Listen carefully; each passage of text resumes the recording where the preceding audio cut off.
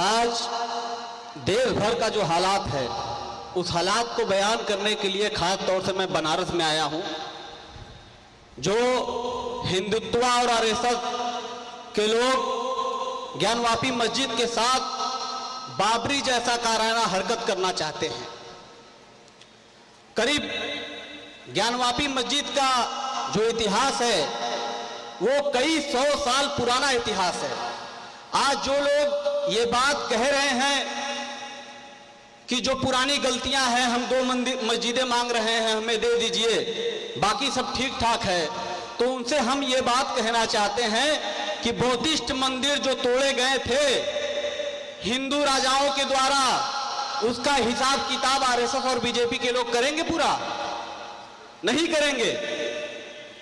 बाबरी मस्जिद के साथ जो इन्होंने किया, बाबरी मस्जिद को गिराया गया, फिर उसके बाद उसके जो दोषी थे उनको आजाद कर दिया गया। अब ज्ञानवापी पे इनका निशाना है। ये कहते हैं कि हमारी आस्था ज्ञानवापी के साथ है। अगर इनकी आस्था ज्ञानवापी के साथ होती तो इनकी आस्था चीन में मानसरोवर के साथ क्यों नहीं है? असल में इनकी आस्था ज्ञानवापी के साथ नहीं है। इनकी आस्था इसलिए अपना आस्था मुसलमानों पे थोपना चाहते हैं ताकि मुसलमानों को वहां पे दर्द हो सके। सिर्फ मुसलमानों को दर्द पहुंचाने के लिए ये आस्था के आड़ में इस तरह से हरकत कर रहे हैं। 1809 में एक छोटा सा झगड़ा हुआ। ज्ञानवापी मस्जिद जो है उसके अगल बगल में जो कुछ मैदान है, लोग अलविदा के दिन वहां पर इकट्ठा थे, नमाज पढ़ रहे थे। और उस दिन छोटा सा झगड़ा यह हुआ कि लोगों का कहना था, हिंदू पक्ष का, कि मस्जिद के अंदर ही आप लोग नमाज पढ़े, बाहर ना पढ़े। जबकि वो 9130, 9131, 9132 मस्जिद का जो जमीन का नंबर है, ये तीनों नंबर की जमीन मस्जिद के हाथे में आता था। फिर उसके बाद 1835 में एक दंगा हुआ। दंगे के दौरान मस्जिद के इमाम और मुअज्जिन की हत्या कर दी गई। हत्या करने के बाद मस्जिद के कंपाउंड में बगल में 2 कमरे थे, उन्हें डिमोलाइज कर दिया गया। और यह मुकदमा जिला मजिस्ट्रेट के पास गया 1837 के दौरान। तो जिला मजिस्ट्रेट ने कहा कि उस दुकान से आपकी कितनी आमदनी होती थी इंतजामिया कमेटी की? तो उन्होंने कहा कि हमारी आमदनी इस मस्जिद के कमरे से, 2 कमरे से 20 रुपए महीने की आमदनी होती है। तो जिला मजिस्ट्रेट ने कहा ठीक है, जो कमरे डिमोलाइज कर दिए गए वो 20 रुपए महीने के बजाय मैं आपको 10 रुपए महीना दूंगा, कृपया करके वो कमरा आप मत बनाइए। उसके बाद दौर आया 1930 का। धीरे धीरे मस्जिद की कंपाउंड में जो जमीनें थी बाहर की, वो हिंदुत्व ताकत के द्वारा उसे कब्जा कर लिया गया। यहां तक कब्जा किया गया कि मस्जिद के अगल बगल जहां पर जनाजे का नमाज हुआ करता था, कब्रिस्तान की जमीन हड़प ली गई। 1942 में इलाहाबाद हाई कोर्ट का जजमेंट हमारे पास पड़ा हुआ है। यह जजमेंट है, उस दौरान ब्रिटिश हुकूमत के दौरान दीन मोहम्मद बनाम इंतजामिया कमेटी का मालिकाना हक के लिए मुकदमा चला। उस मुकदमे में हाई कोर्ट इलाहाबाद ने कहा कि यह मस्जिद की जमीन जो है इसका मालिक इंतजामिया कमेटी है। उसके बाद दौर आगे बढ़ता गया।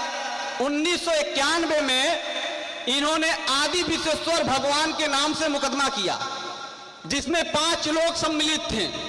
आदि विश्वेश्वर नाम भगवान के नाम पर मुकदमा किया इन्होंने।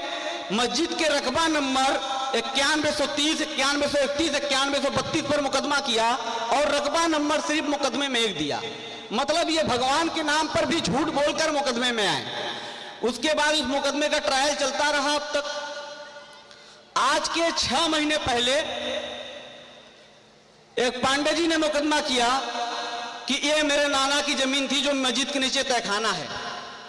जबकि वह तहखाना जो बंद हुआ वो मस्जिद के नीचे दुकानें हुआ करती थी।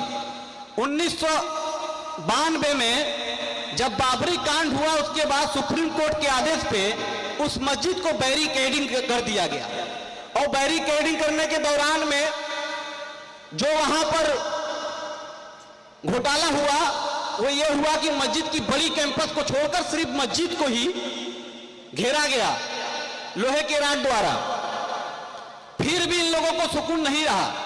और जो आज ये तहखाना में पूजा करने की बात कर रहे हैं, वो तहखाना तमाम तरह की दुकानें थी जो इंतजामिया कमेटी ने किराए पे लोगों को दे रखे थे।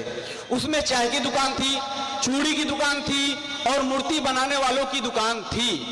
अगर आज ये इस बिना पे कह रहे हैं कि हमारा वहां कब्जा था, हम वहां पर पूजा करते थे, तो उनसे एक बात हम पूछना चाहते हैं कि एसआई सर्वे जो हुई वहां पे चूड़ी का टुकड़ा भी फेंका हुआ मिला, तो क्या वो चूड़ी का फैक्ट्री था?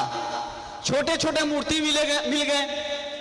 और अगर मूर्ति की बात होती है तो इस देश में शुरू से सनातन धर्म के लोग रहे, ज्यादातर संख्या में इनके हर त्योहारों पर यह होता है कि मूर्तियां गंगा में या नदियों में बहाई जाती हैं। तो फिर अगर किसी घर के नीचे खुदाई हो और मूर्ति निकल जाए तो इसका मतलब तो वो नहीं है कि यह किसी का इबादत गाह था। और आज सबसे बड़ा सबूत ये लोग इस बात का दे रहे हैं कि मस्जिद पर निशान मिली। मुगलिया काल में जो मस्जिदें बनाई गई उसके आर्किटेक्चर जो होते थे वो हिंदुस्तानी ही होते थे। अगर निशान के दम पर कोई मालिकाना हक अपना दावा करे तो ये ठीक बात नहीं है। मुगलिया दौरान में जो क्वाइन चलती थी, मुगल क्वाइन, 103 निशान है। क्या इस निशान के बिना पर क्या समझा जाए?